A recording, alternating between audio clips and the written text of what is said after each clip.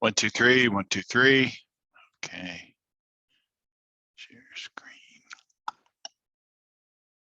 2, 3, 1, 2, 3, 1, 2, 3, 1, 2, 3. Okay.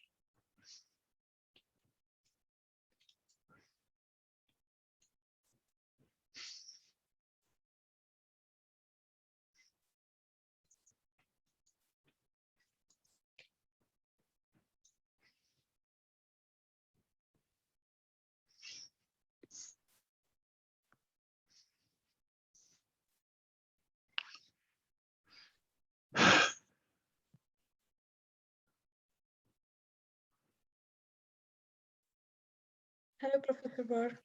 Hello, Harshita. How are you? Yeah, I'm doing good. How are you? Oh, I can't complain. I'm just sending out the slide deck for tonight. It is long and boring. Can I say that?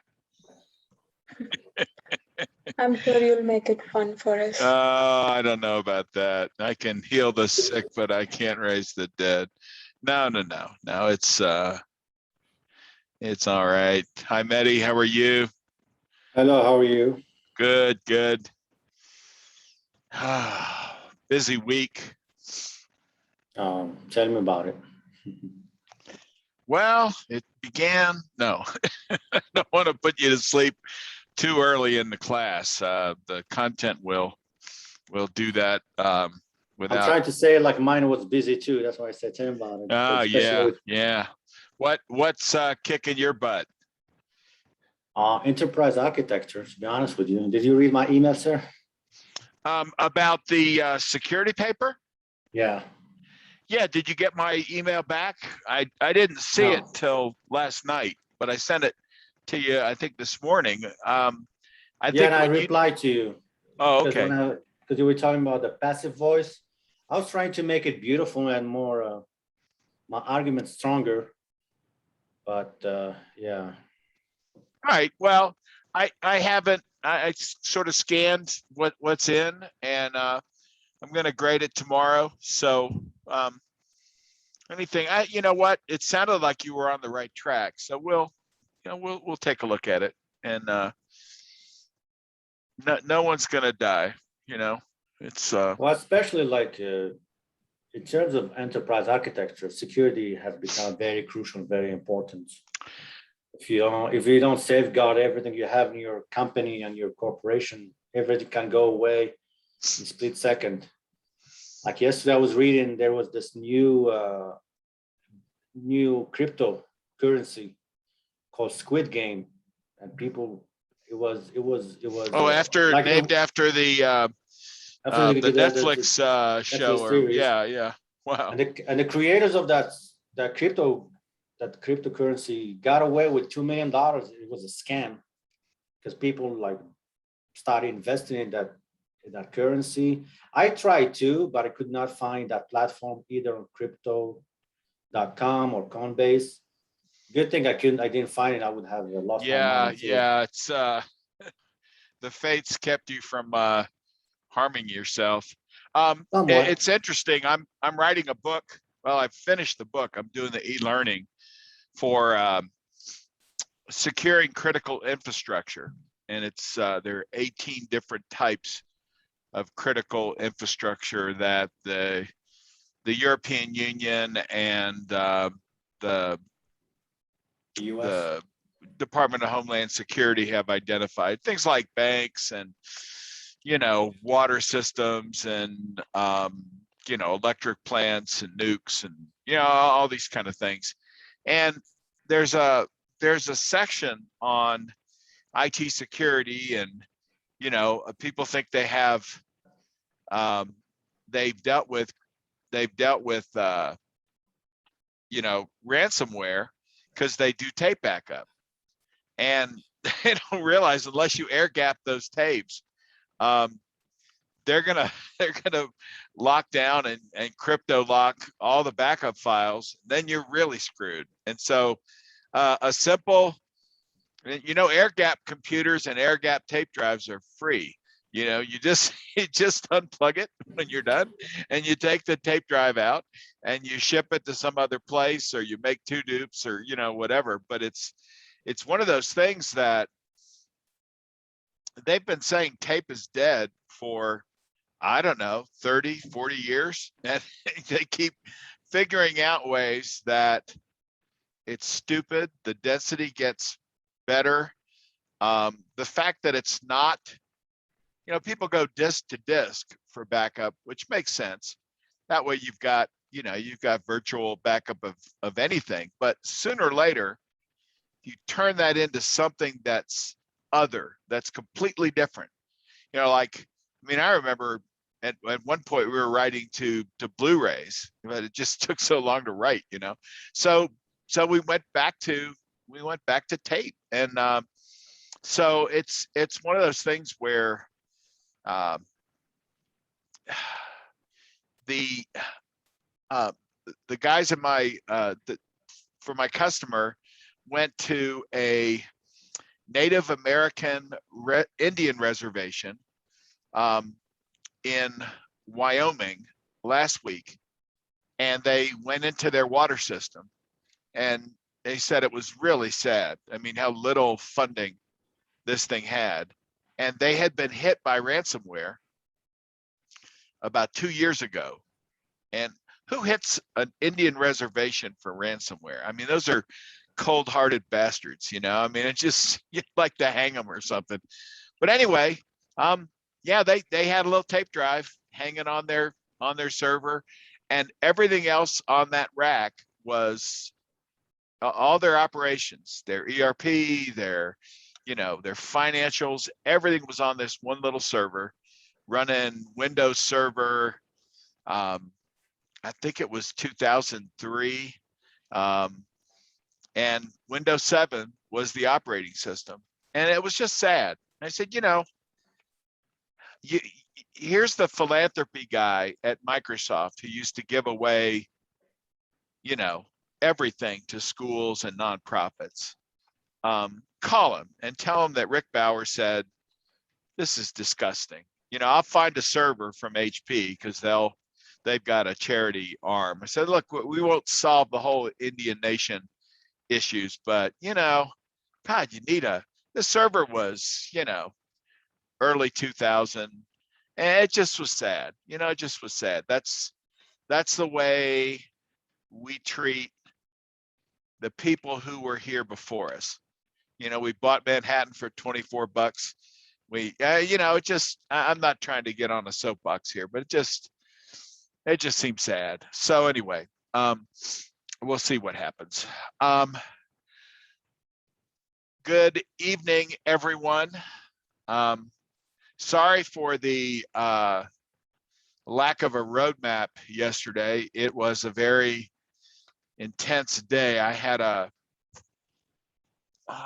a 6-hour meeting to go over my my book and the e-learning that I created from it. And it was about a 25 grand, you know, balloon payment at the end. And so, you know, it's not that you're not important, but my money is more important. So no, I'm just kidding. It really, you know, people say, they always say, you know, it's not the money, it's the principle, you know, and it's always the money. So anyway, I think I got the balloon payment. I got to do a couple of fixes. I thought this job was going to take 3 months and it's taken 7. So whatever I paid, if I figure it out by the hour, I could probably make more money selling chili dogs at 7-Eleven or, you know, or something. Cause anyway, but the good news is it needs a lot more work. And so instead of estimating a job, I said, you know what, I'm going on the meter and you're going to pay me X amount per hour. You know, when you don't know a technology, never quote a bill. When you don't know, I've never used this e-learning. It's called Acrobat Captivate, or no, it's called Adobe Captivate. And they have a learning management system, just like we have Canvas. They have this thing called Adobe Captivate Prime. It's their learning management system. And I never played with either of them. And I said, probably about 3 months. Big mistake. You know, the way to do that is say, well, let me try it for a week and just see, you know, what the issues are, and then we'll come up with a better number. And that's really what I should have done. But my customer knows that too. So he was just trying to squeeze me as long as he could. And I finally said, look, I'm out of here. The good news is no one in my customer's company knows anything about this software. So never let your company know all the things that you know how to do. I did a bunch of work for CompTIA, the certification development folks, and I set up a Hadoop MapReduce program that compared the certification framework that the National Institute for Cybersecurity Education, part of the National Institute for Standards and Technology with the DoD, created for the DoD DHS workforce. They wanted all their people to be certified, and we talked them out of making their own certs and using certs like Cisco and these other things. And so I did this thing that would compare their framework with the full text of the certification blueprint. And it was pretty cool. And, you know, we had to get statistical correlation over 0.85%. And, you know, I left the job and it was a nice, you know, I moved on to a good job, but they called and they were like, we need you to do this. We need you to do this. And, you know, whatever your consulting number is, you double it at that point. And so we furnished our house, all the furniture in our house with that job. It took the whole summer. So anyway, yeah, what the market will bear. All right. Can you guys see my screen? Okay. This is breather week. Okay. Where everyone takes a breath and gets ready, because week 9 and 10 are pretty crazy. I was with the course designer. We're redesigning this course. I've told you that. And the idea now is to introduce TOGAF earlier, and to have week 6 be the, actually the first assignment is an outline. Okay, so that's week 5. So you're not frightened and terrified. Okay, this is trying to keep people off the ledge. Week 6 is report 1, which is, you know, the 200.1. Week 7 is security. Pretty much, they didn't want to rewrite the course from the ground up, which made sense. But then instead of having a break week, we go right into the stuff that you're going to get in week 9, which is a lot. And then week 10 is nothing nothing but putting things together. It's not the week 10 assignment that you have coming up has new stuff, cloud-based AI. Just kind of throw it in for dessert. What let's put it in the cloud. So it's now I talked with several deans about the course, and I said, I hate this sequence, but there is one beauty in it, is that it happens all too often. Some executive gets, reads something, and then all of a sudden, we're going cloud. We're moving everything to Google Docs tomorrow. It just kind of crazy stuff. So anyway, so we're gonna take a little of the crazy out of it and introduce the changes more systematically and a bit slower in the next course. We have a good textbook, I think, that'll help too. And anyway, tonight is a breather. I've got more slides, like 46 slides. So that's absolutely crazy to go through all that. So, but just file this under reference architecture. And can any of you give me an elevator explanation for what a reference architecture is?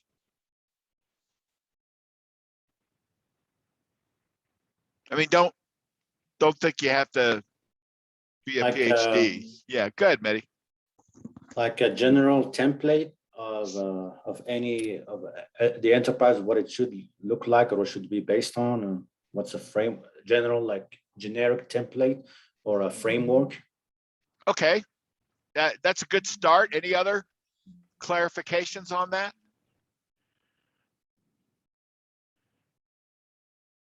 I think the only place where I would want to change is where you said generic template, but maybe you're saying the same thing that I'm talking about. In other words, what's our server platform? What's our data platform? What's our backup strategy? What's our, if we're a Linux shop, what distribution are we using? Is it all Ubuntu? Is it all Red Hat based on our service contracts? And so you get a pattern of how the organization runs itself. All right, we're a Cisco shop.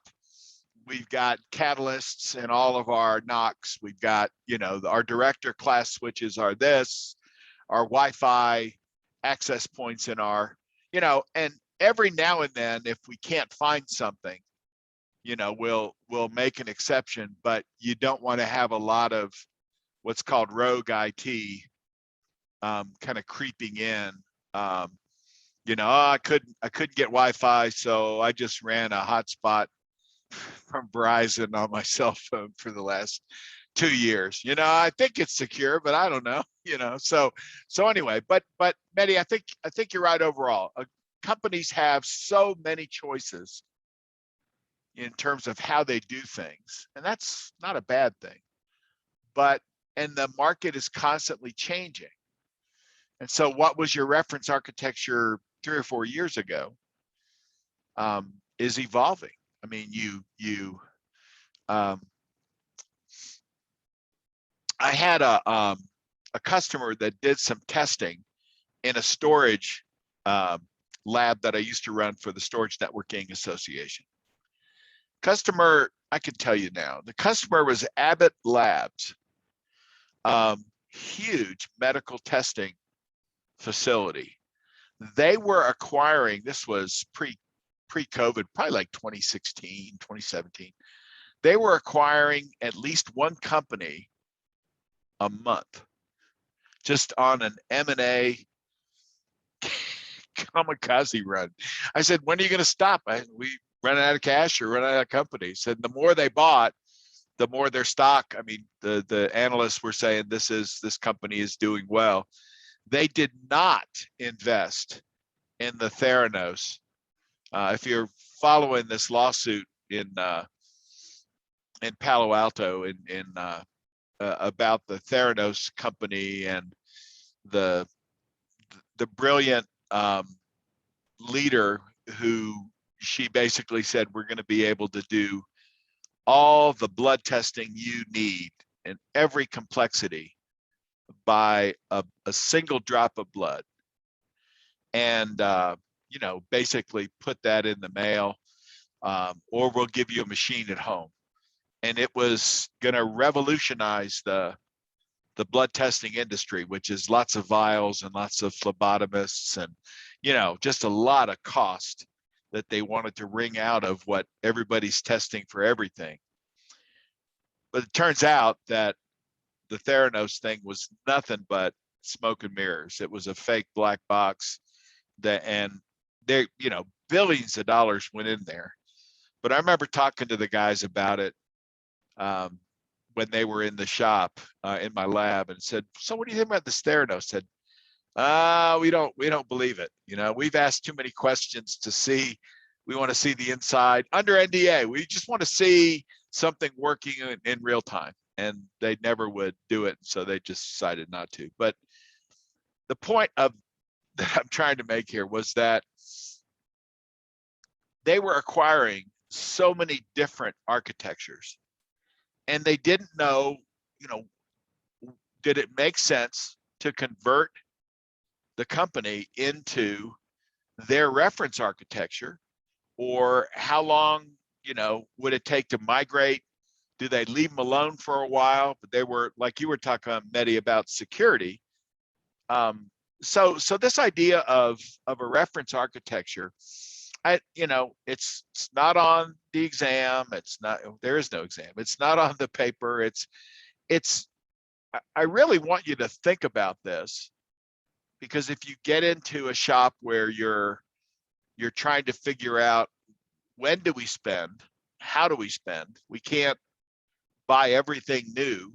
As soon as you get finished doing that, you start getting more salesmen saying, oh, well, we've upgraded, or hey, there's a brand new, you know, whatever you just bought, you know. And so how do you know when it's safe to adopt a new technology? How do you know, you don't want to be somebody's guinea pig, and yet you don't want to buy stuff that, you know, the useful life of this is less than the mean time between failure, the MTBF, you know. Server's going to run 3 years, or, you know, tape's going to run, 300 backups, or, you know, whatever. You don't want to buy something that's going to be obsolete or no longer serviced by the company. And so it's always, I'm going to share some wisdom that I've learned, a lot of it from pain. But this is what the enterprise architect has to know, not only his or her own company, but he or she has to know the technology market, what's working, what's out there, what are the technologies that are too new to use, but we need to keep our eye on. You know, this could be a real game changer. You know, this thing called cloud, you know, everybody was talking about it in the early 2000s, and yet no one was going there. And then now it's 2021, and if you're not there, you know, it's like, what are you doing? You know, why are you buying real estate? I mean, you know, so there's a, you know, unless you have some SEC regs and some other stuff that would keep you from going there. But anyway, I have a lot of slides here, but I'm not going to give them all to you. You know, walk through them because we'll all be asleep. This is your week to take a breather. You haven't finished the security paper. I know where you live. No, I really don't. I don't want to, because I don't want you to know where I live. No, I mean, just turn it in. Let's get it. What you need is a breather before week 9 starts. That's the important thing. Okay, so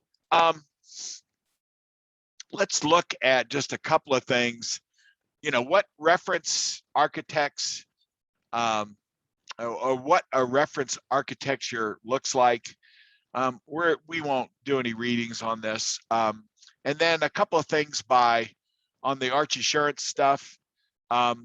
If you haven't looked at week 6, you might want to start thinking about it. Is everything where it needs to be?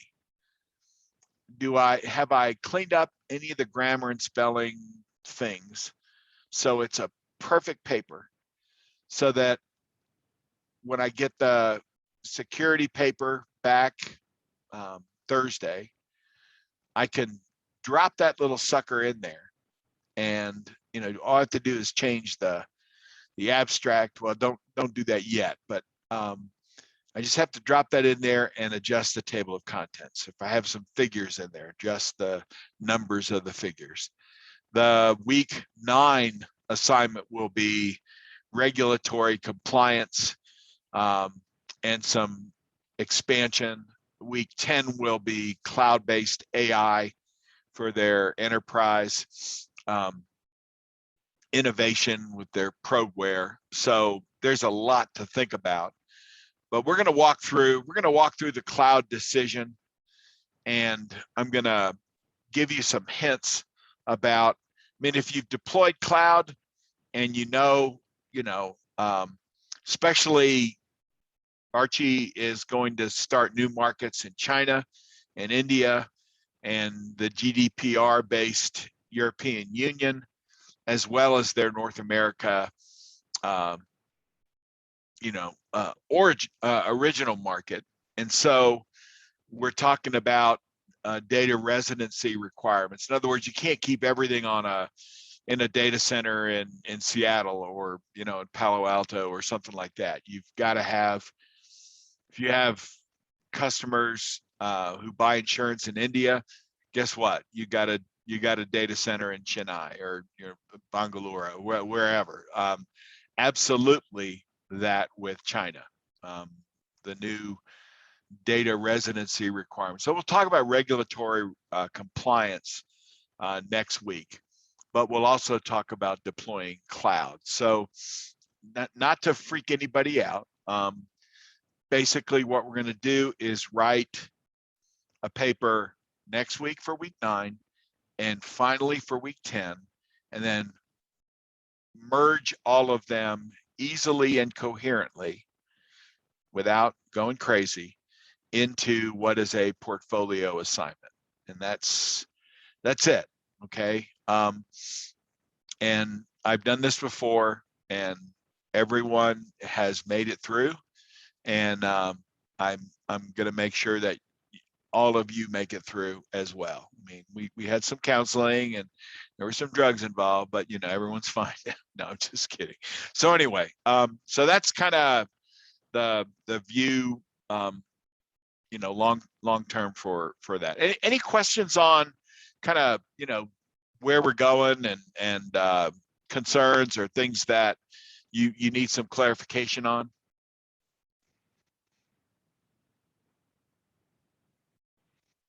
Everybody's feeling reasonably confident. Not trying to scare anyone. I just think this is not some surprise torture, Jedi mind trick kind of thing. I'm just, this is how it's going to work, and we're going to make it through, and everyone's, no meltdowns. We'll be able to walk it through. And if things, I've said this, but this is the time where sometimes you just start freaking, and it's okay to call. We'll walk through on a Zoom session. Now that I got paid from my customer, I got a little bit more time. And I won't charge you for this because DU has already done that. So, let's do the best work we can and get through. So, anyway, all right. So let's just kind of dive in. Industries have formed professional bodies that develop reference architecture. In other words, all of the major switch vendors.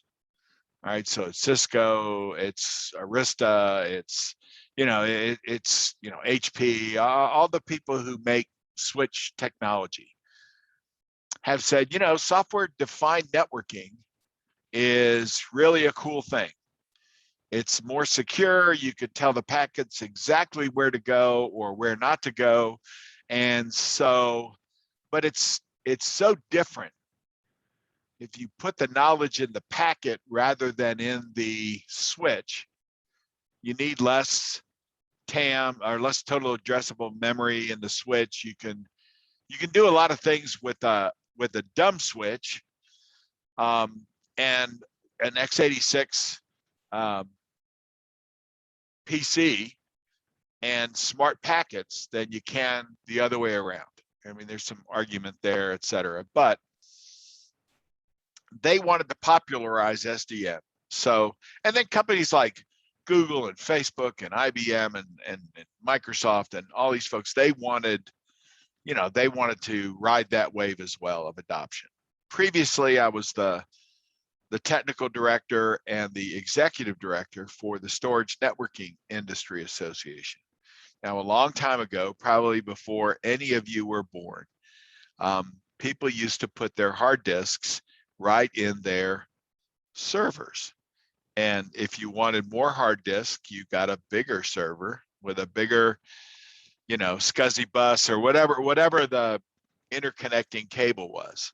Then somebody in the 90s came out with the idea of let's have a storage area network where we take big, and these things were bigger than, 2 or 3 refrigerators in a row.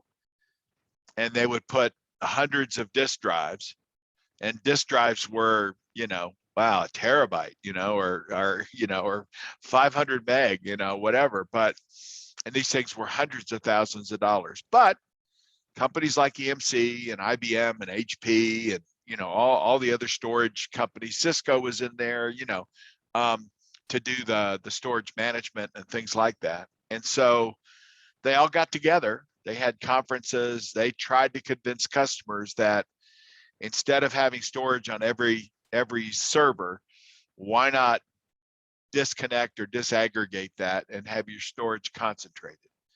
And now nobody thinks of buying a server with storage. It's going to be on the cloud, it's going to be, or whatever. And the idea of disaggregating storage, and then they virtualized storage. So instead of looking at a disk, you looked at a digital bucket that may have spanned 5 or 6 disks. And as long as it wasn't full, you could keep working your Oracle or your SQL load, and there was no problem at all. So they virtualized servers, they virtualized storage, and SDN and network functions virtualization is now virtualizing networks. You want to, you want a firewall, here's a virtual firewall. We'll just drop it in between your, all your access points and the rest of your network, things like that. So how do you get people to buy new technology? That's from the company standpoint. People have to trust it. There has to be something, whether it's price, whether it's functionality, whether it's more security, there has to be something that will cause you to take the risk and the expense of migrating to new technology. We're going to talk a little bit about that tonight. Not to put anyone to sleep, but just to give you a sense of why it's there. So standards in enterprise architecture really are the drivers of reference architecture, okay? You don't want to have a lot of really one-off, unique, I mean, unless you're just a mega scale company. I mean, Facebook makes its own switches. It's called the wedge. And, I've been in a few Facebook data centers.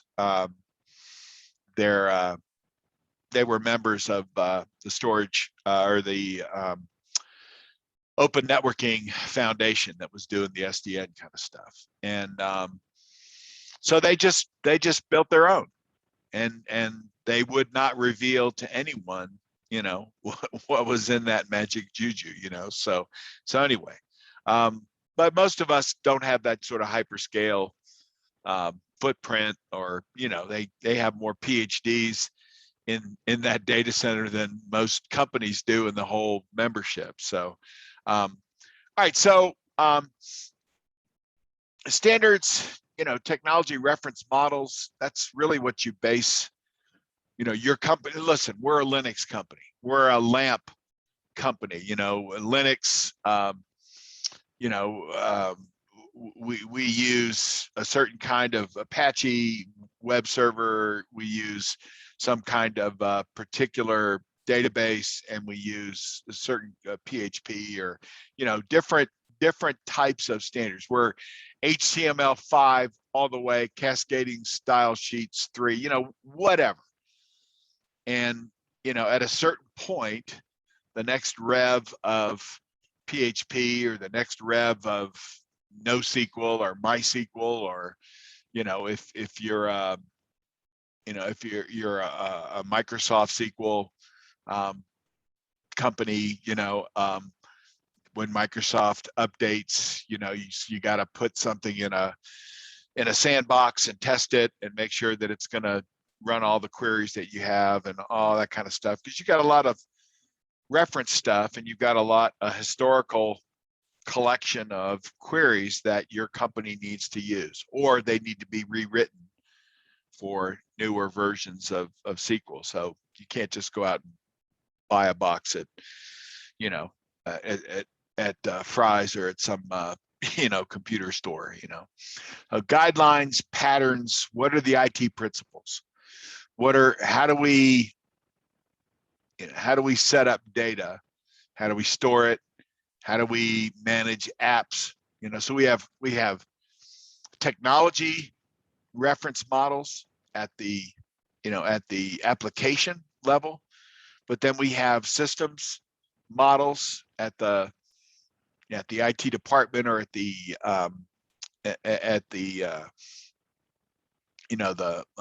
particular business line. But then we start getting out for a multinational, that then you start it doing. If you looked at that article that I sent from InfoWorld, it's really, they have country standards, regional standards, global standards, and reference architecture in all of those, and no TOGAF, which is, I think, something that people need to think about. But anyway, it's all thinking that you can't reinvent the wheel every time you have to solve a technology issue. And this is where standardizing makes sense. In an industry where innovation has transformed everything, there's still room for standardized reference architecture. And it's the play of innovation and standardization, and then eventually commoditization. Who cares about storage now? It's just buy us some more storage. We rent for storage at Amazon, and we pay X a terabyte per month. And I don't care if it's Seagate, and I don't care if it's SATA, if it's 10 terabyte drives or 20, or what, it doesn't matter anymore. It's just a commodity. It's like buying sand.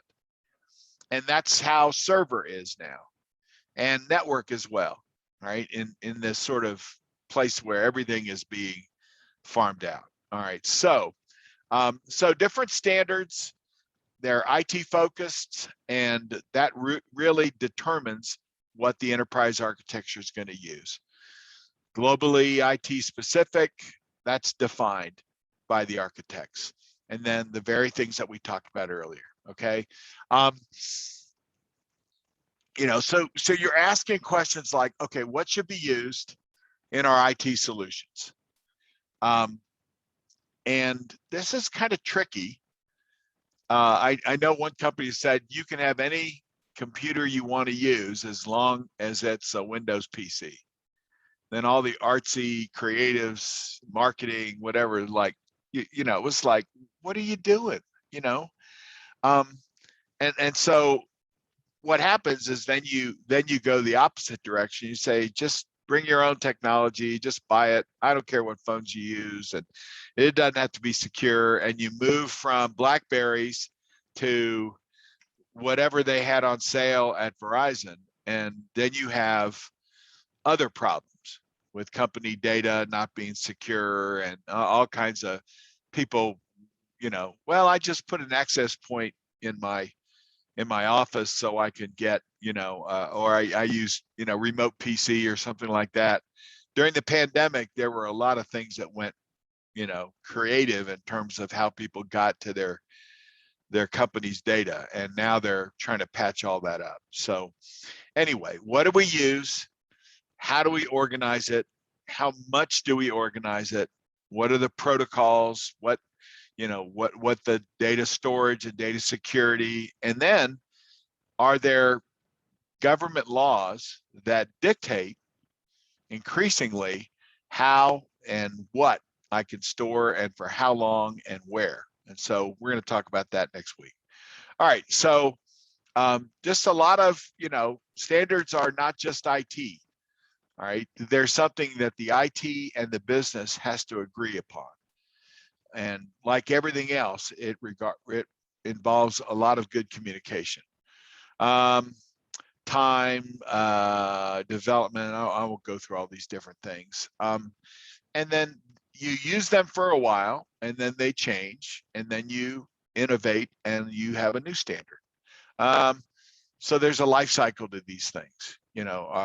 Hey, there's a new rev on this. Okay, how long is it going to take development to test this new cycle? When are they going to stop providing service on this older version of SQL that we have? Do we have to redo all the reports? Those sorts of things. So,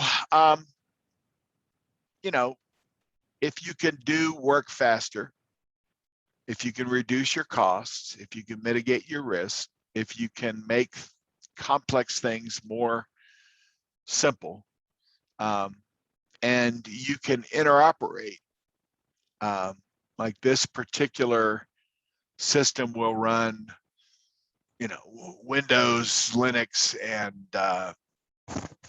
and Mac OS without any problem. Okay, all right, great. Well, that's good. That way we take care of our creatives, we take care of the geeks who are running Linux, and we take care of all the business folks who are still using Windows Intel or whatever.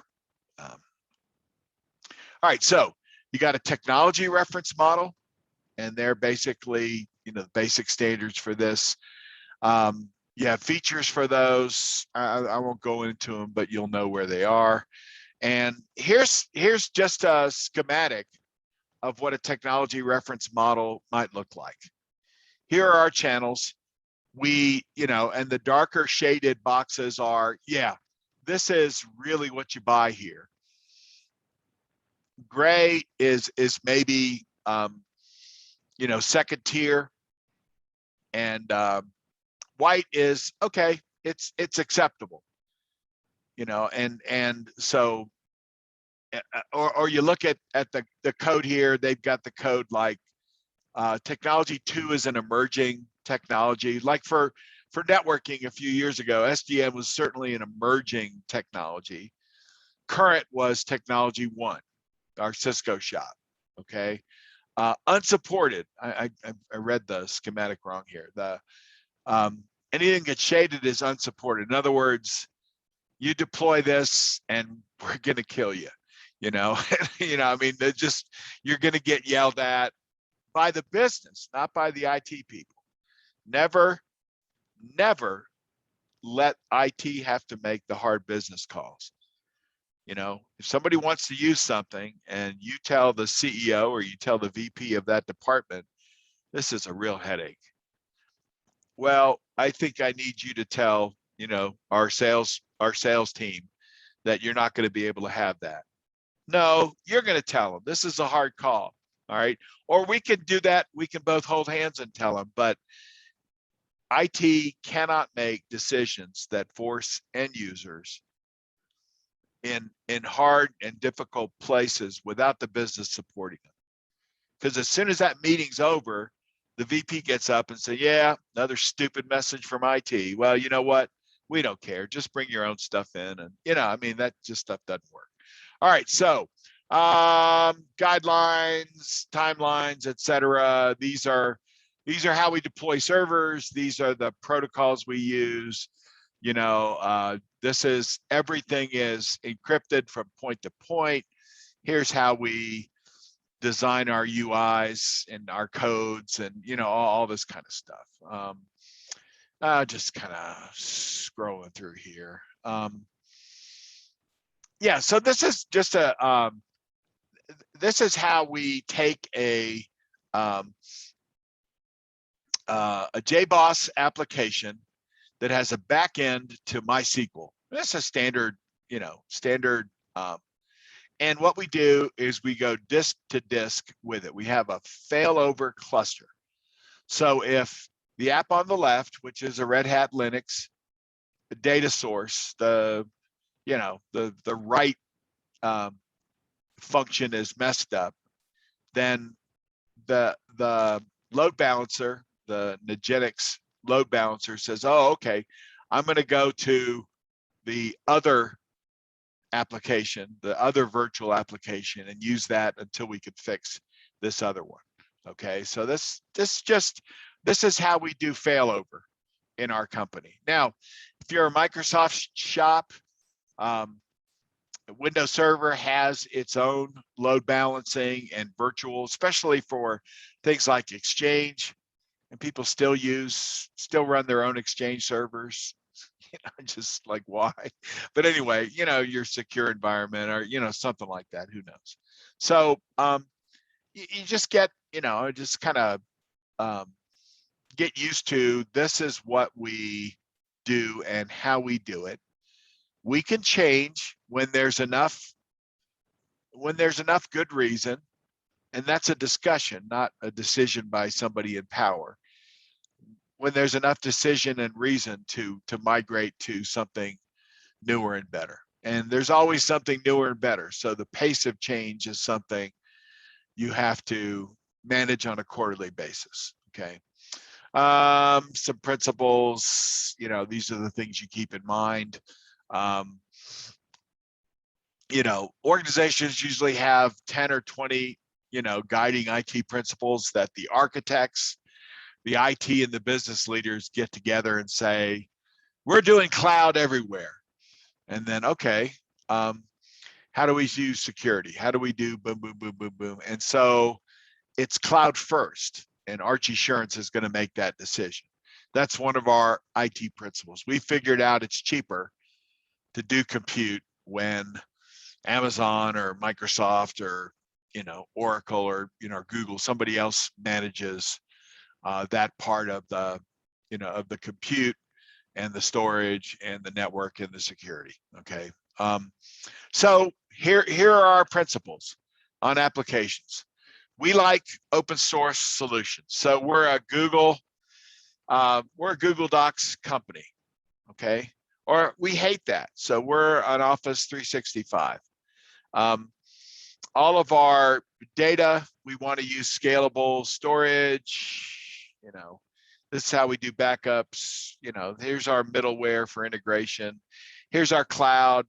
You know, we want a server for each app. We don't want to have 10 different apps hanging on one server with all kinds of loads that we don't know about. And one load goes down, or one app goes down on that server, and it takes all the other resident hosts down as well. So in other words, you know, in security, we have, you know, everything is in a DMZ. Now that seems really quaint because everything is a target, and the idea of really having a DMZ is just, you know, really, I mean, you can, if you still run a data center, then you have to think that way, but with your information being used globally by a company, it's hard to still have that sort of tiered security. All right, so anyway, logical data models that, you know, how you store information and how you know, what do we want to do in our data so that we may need to do apps that touch 3 or 4 different data stores. And so we want to make sure it's structured in a way that we can use.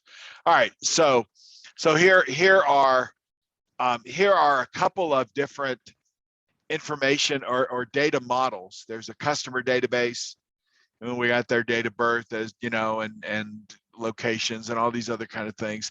Orders from our warehouse, we've got product ID, customer ID, you know, the overall ID is an integer. We got bank card information that we're pulling from, you know, the e-commerce act. We got products, you know, so all these things we need to know. Where are the one-to-many relationships? So you have a customer with multiple orders, and that's diagrammed right there. Just like there's an Arch Assurance, there's a way to diagram the relationship. Customer has a bank card. Products are included in the order. You look to products, then you have warehouses that manage inventory, et cetera. So it's just how you scheme through how you structure your data models and make sure they talk to each other.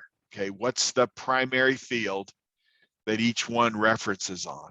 All right, I don't want to put anyone to sleep, but I used to do this for it's really, you got to be really careful, and you always make a backup before you do anything.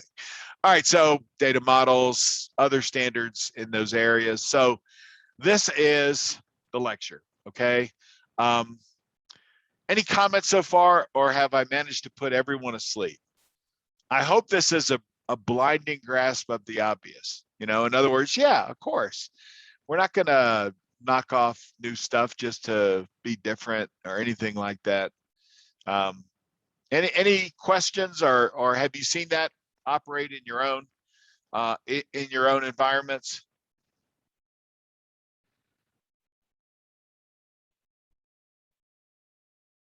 Have you seen it not work? and you know, somebody gets a wild hair. We're going to Linux this week, you know, and you know, every you know, the SQL shop goes crazy because they don't have a Linux app that'll do that except this, and you know, then it becomes messed up. All right, let's keep driving because there's a bunch I'm gonna go through here. All right, I want to talk about technical standards. This is my little quick advertisement, okay? And these pictures are really cool. The first one on the left is what railroad tracks looked like in the 1800s in the United Kingdom, where this started working. Then they started changing the gauge of the railroad tracks and the railroad wheels. In other words, and what did they have to do when they had a train with different width wheels, and you had railroad tracks that didn't fit that? Well, you had a problem. And so what you see in the middle is a system for routing train cars to different gauges. And it was very complex and very difficult. And then finally at the right, this is the newest, coolest thing. The little, it's a locomotive axle with 2 wheels, and the thing on the right, next to the right axle, is called a bogie. This is pioneered in Japan on their bullet trains, but this bogie is Chinese, and instead of moving the rails, it moves the wheels. All right, so you get to a narrower gauge, you move the bogie moves the wheels in, and you stay on the same train.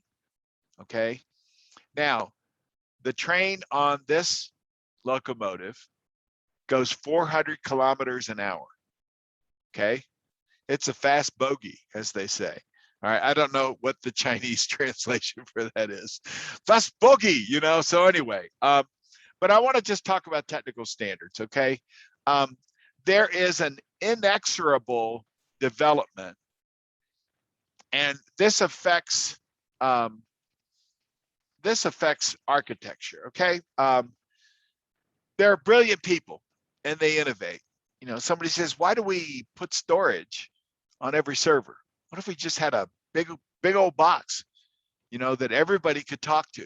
All the network apps did, you know, people thought they were crazy, but they went that way. And so with railroads, it changes technology, hardware and software, network protocols, different buses on a PC, what you can plug in, you know, what motherboards handle now. Just look at, you know, a simple USB. Remember when you got a, you know, I don't know, a 1 gig USB drive at some trade show? Oh man, you know, I got 1,000 of those sitting in some box downstairs, you know, because you go to the next trade show a year from now and they're giving out 10 gig ones, you know, and oh, I got to get that, you know. Network disk storage, we mentioned that. Disks, when they were first created 50 years ago, the Raymac 580 was the first disk drive created by IBM. The platters were 8 inches wide. It weighed about a half a ton. And they had 5 platters stacked, all right? And they poured the oxide on the platters and they had a head, you know, that read the platters. This thing was millions of dollars. And now we have solid state, you know, the size of the solid state drive in my laptop is smaller than my fist, and it's got 2 terabytes on it, you know. And actually, you know, as HTML changes, you can do so much more with it. So all these innovators, from Tim Berners-Lee and the idea of hypertext and linking documents and all those things, now we think of nothing. It becomes a standard. And so we have standard railroad gauges, and you know, there were over 50 different railroad gauges in the United States when the railroads were introduced in the 1800s. But soon people arrived at standards. And what happens after, you know, everybody agrees, okay, we're going to have one way to plug in a USB drive. You're not going to get, unless you're Apple, when, you know, whatever you have to plug in, Apple's going to make a special plug. And the big news was that I guess on some of the new Apple machines, they were going to actually use USB because GDPR and the European Union was getting ready to sue them, you know, for just making expensive things that cost more. And what happens in the end? Things become commoditized. You don't care about the USB drive. It just plugs in. I mean, unless you're in a secure environment, you know, you don't want people having storage that way. So what happens? Things commoditize, and then I use the shampoo analogy: lather, rinse, and repeat. In other words, somebody comes along and comes up with a completely different form factor. Storage drives, for example, they make smaller drives with more density, and then someone says, why do we have spinning oxide platters? That's pretty slow.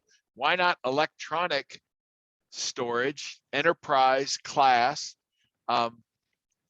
solid state storage? Oh, it's too slow. It doesn't read fast enough, and it, you know, you have a bad sector, you can't work around it. It's just dead. Okay, well, how many bad sectors do you have a year?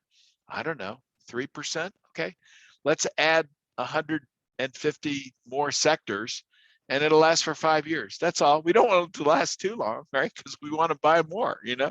So somebody innovates and you go right back to this cycle. And that's really what's going on. So this is how the railroad used to be.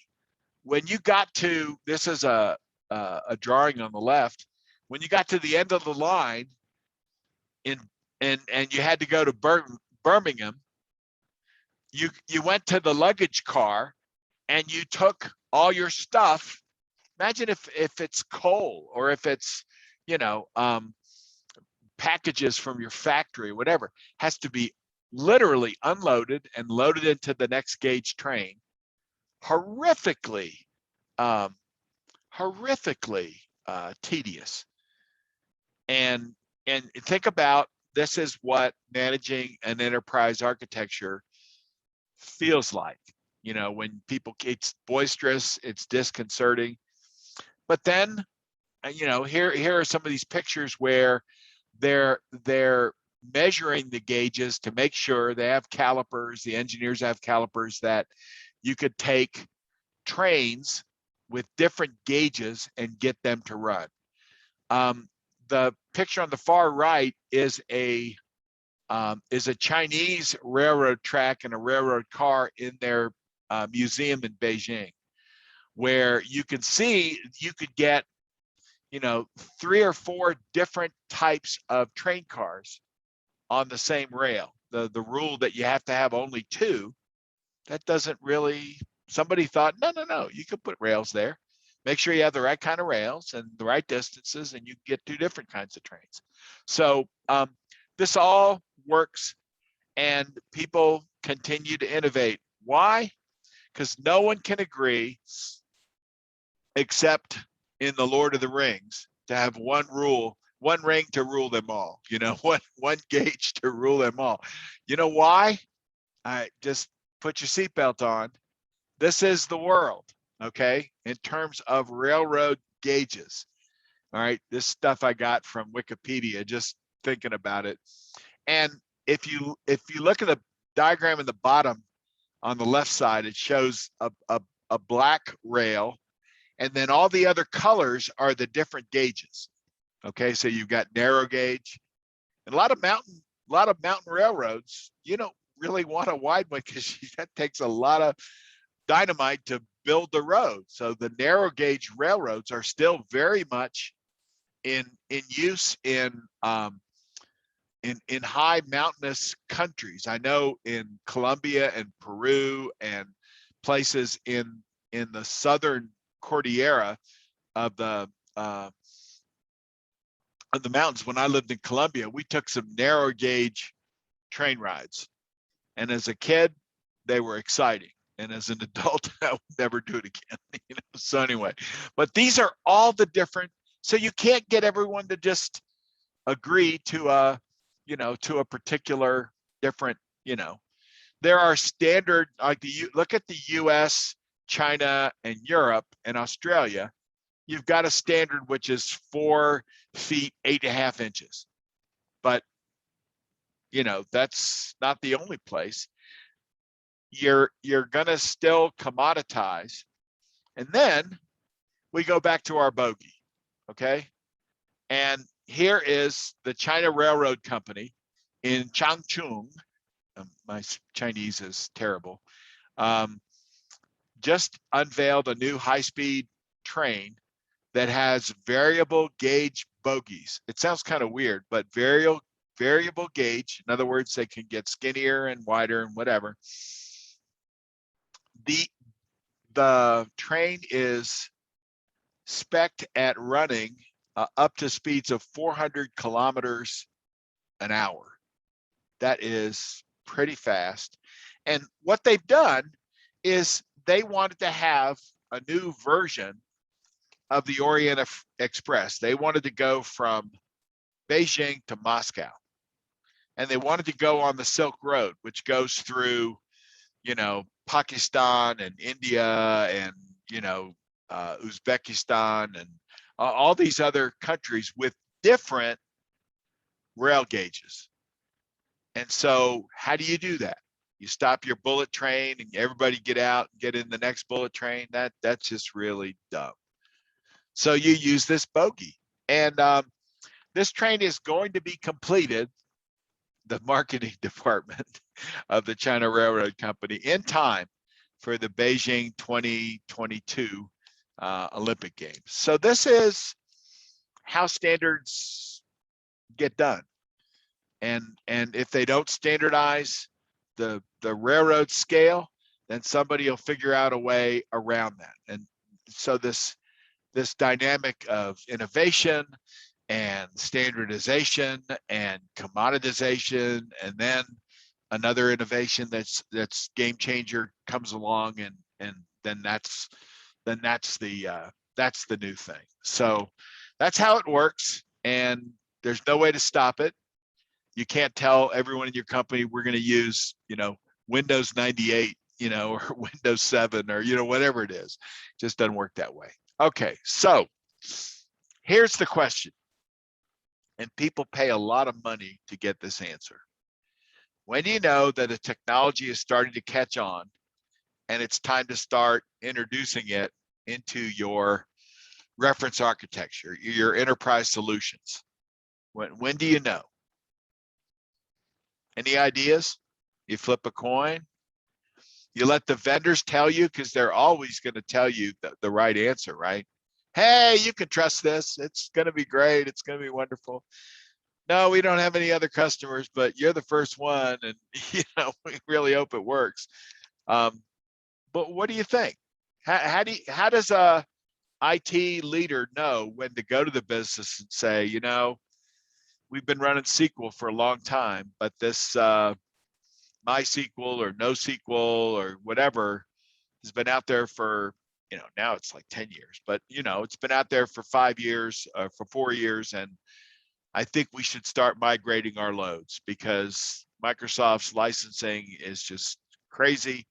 Every time a SQL query is made, we got to make sure that we've got a license for, and all these queries being made over the web, let's get a free solution. Now we got to support it and all that kind of stuff. But when do you know? Any ideas, any guesses? I would say when you could articulate it and explain it to your higher ups and justify it. Okay, and how do you justify it?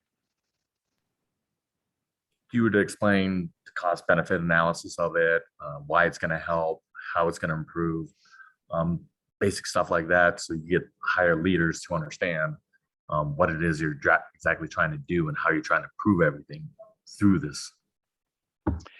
And it's always the business leaders who are afraid of change, right?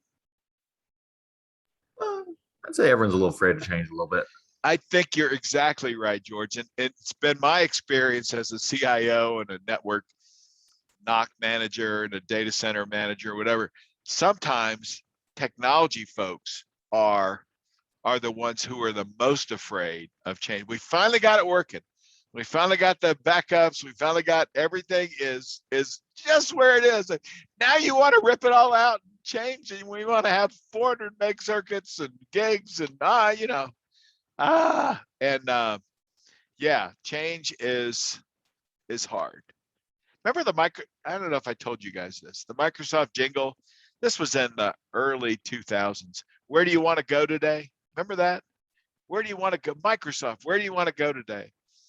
We were in some rollout for some Microsoft data center thing, and they closed the presentation with that. And they had a song, where do you want to go today? And somebody in the back, a data center guy, said, I want to go home by 6, you know?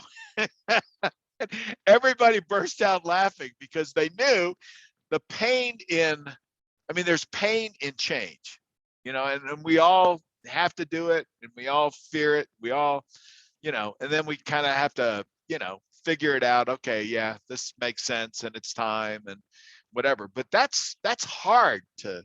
So what do you do when you go to your management? What do you bring? I just want to share like 2 or 3 more slides and we'll be done. Okay. Does everybody know what the Gartner hype cycle is? Gartner is a consultancy, and they publish every year a what they call the hype cycle for a particular technology. I've included a link, and I'll send you a copy of this. But let me just open it up so you can see this. Yeah, can you guys see PDF now? Okay. It's just a bunch of information. This is Gartner's hype cycle. Does this look familiar? Okay. Remember we're talking about innovation and standardization, et cetera, et cetera. This is the way these people, you know, because the market is filled with hyperbole, right? And the Greek, it's 2 words in the original Greek language. Hyper means much, Balo is the Greek word for throw. So they're throwing a lot of stuff around. Now, what kind of stuff? I don't know. It could be cow manure. It could be diamonds. To listen to the marketing people, it's diamonds that you need to buy right now. To listen to the engineers, it's a lot of manure because this stuff has not been tested or proven. And so you have, everybody talks about some new technology, and you have what's called the peak of inflated expectation. It's the new thing. It's the great thing. It's Windows 11. You got to migrate today. And you know what I did? I migrated today. And you know what it did? It knocked down all my webcams and all my, I just like, oh, why did I do this? Because now I have a prettier desktop and cool 3D files. Why did I need that? Because some stupid advertisement told me I could.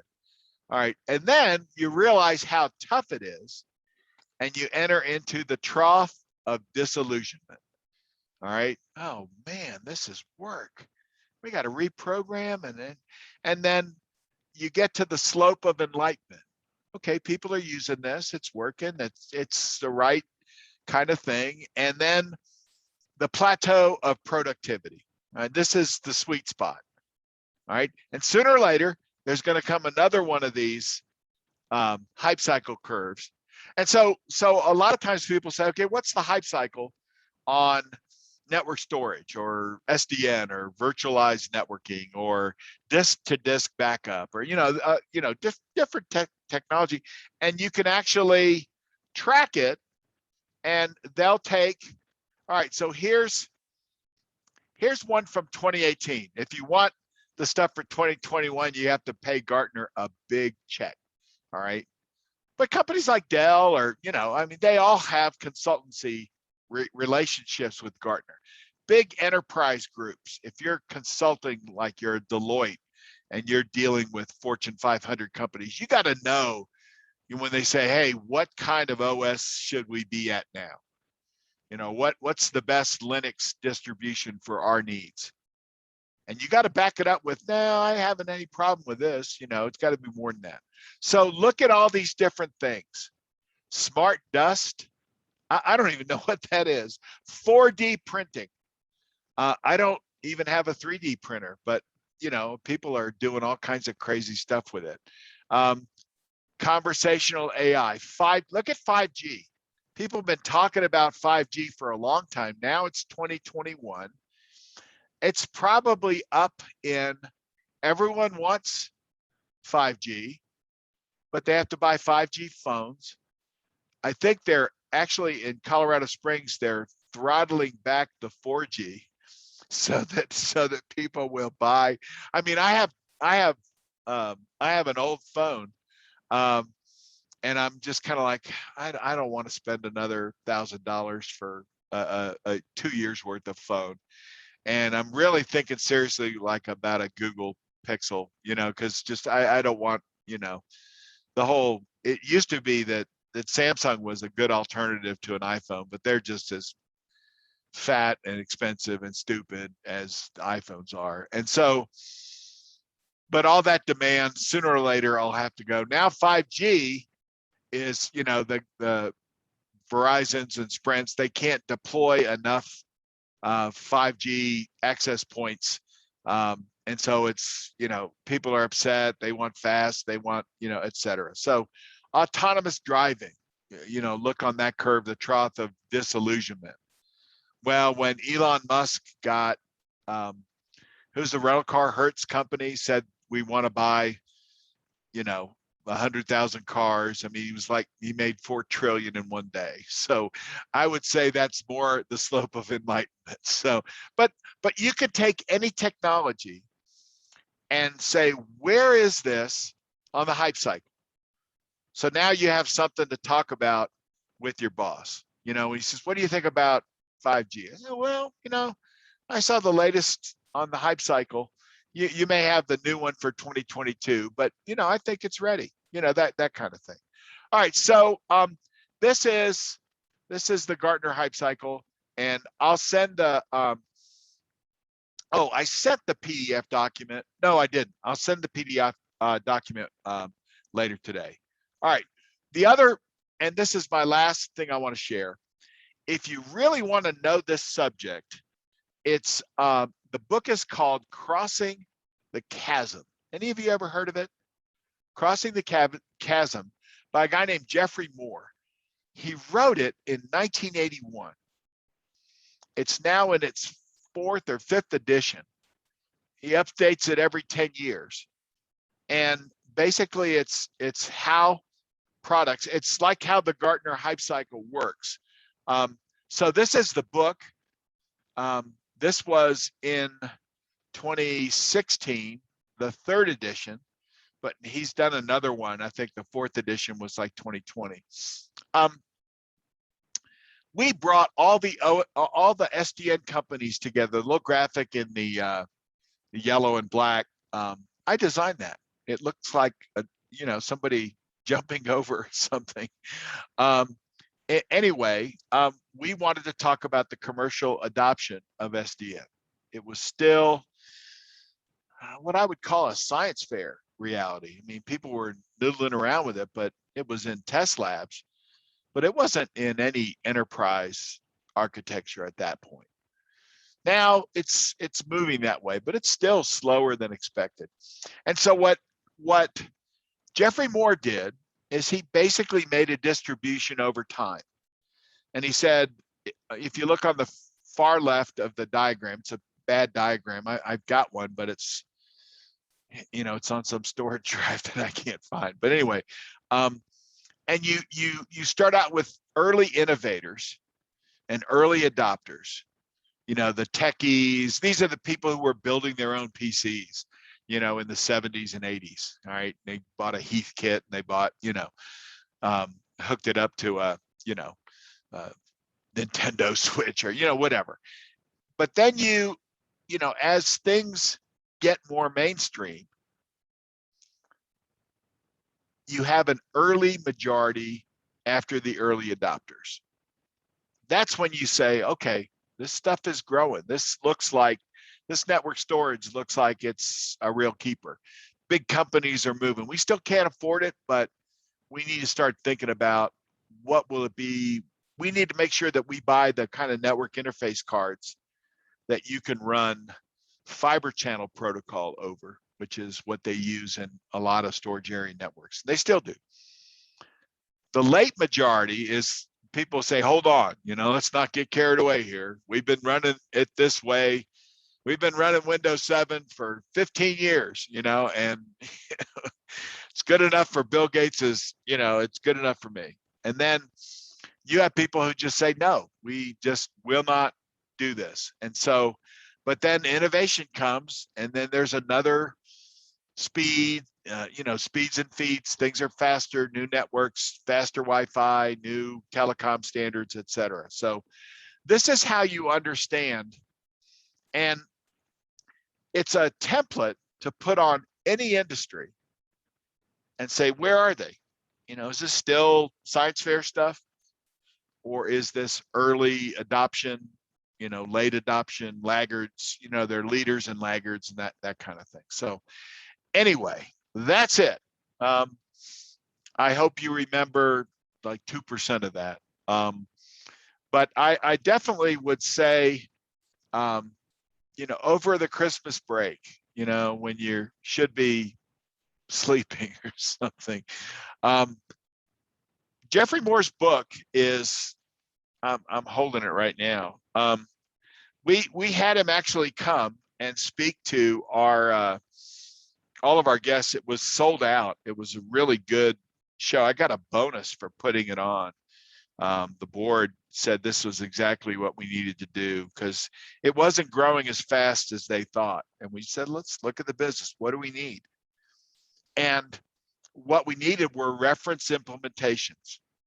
We needed reference architectures that did firewall better than other people who use, hardware logic and total addressable memory and program firewalls. And so, it's actually helped in that area. So anyway, this is a great book. I I'm still thinking about assigning it for the class next term. So, all right. So, any questions? Managed to put everyone asleep? Some of you, your eyes are getting very heavy. You are. Like I said, I'll get the papers graded. You'll get it by Thursday. There's no need to implement anything with that paper. Just, you know, if it's the format's way messed up, then you gotta fix it. But hopefully you're using the same template. You're using your reference architecture writing template in, you know, so that you don't have to fix all this grunge, you know, and make it all come out the same way for the final here. Any questions? Anything? Last night, was this helpful, or was it like could have been compressed into 5 minutes and we could be watching, I don't know, something. World Series, I guess, is on. But anything here worth it? This is how you understand tech, and it's inexorable. You can't fight it. You can't stay the same. It grows and it makes billions of dollars for people, and you know, come up with something new and innovate, and you don't have to go to grad school anymore. Okay, you get to teach at grad school. You get to buy a grad school. Anyway, all right, everybody, have a great week. Stay in touch, and Mehdi, I'll look at your email and get back to you. Okay. All right, I'll send out the I'll send out the recording and the slide. I sent you the slide deck, so I'll send the recording and the PDF on the Hype Cycle. Now if you look up Hype Cycle, you'll get like 2018 and 2019, unless you have a lot of money, you know. And I'm sure Cisco has a corporate account with Gartner, you know. So some of you lucky people who work at Cisco could probably get copies of stuff that's newer. And at a certain point, the Cisco analysts are talking to Gartner about why it should be out of the trough of despair and should be in the plateau of enlightenment. You know? So anyway, all right, guys, ladies, we'll talk to you soon. Okay. Have a good one, Professor B. Okay. Bye-bye. See you guys later.